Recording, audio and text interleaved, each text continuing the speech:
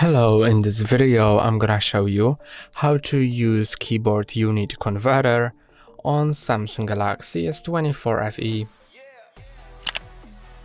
First, go into an app you can type in, for example, go into messages,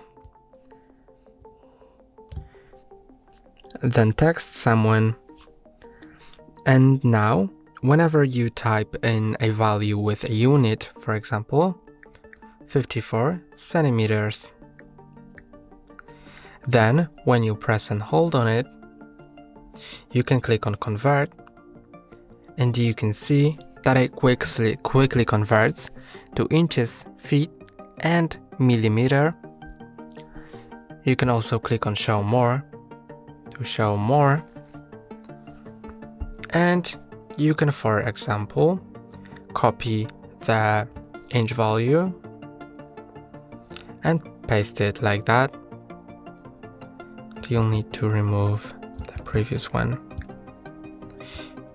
You can also convert other units, like for example,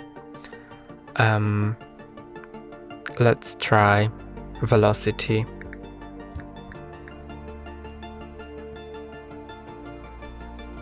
You can see it also converts.